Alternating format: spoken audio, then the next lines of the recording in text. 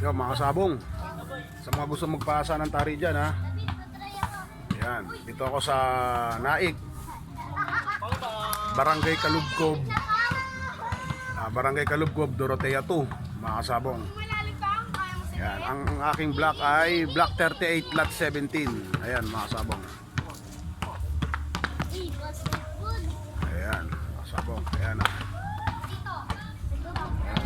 Ito yung bahay ko, yung tindahan ko, mga sabong. Yung nakita mo yung, ayan, yung kanto, mga sabong. Ayan, mga sabong. Ito yung aking saan.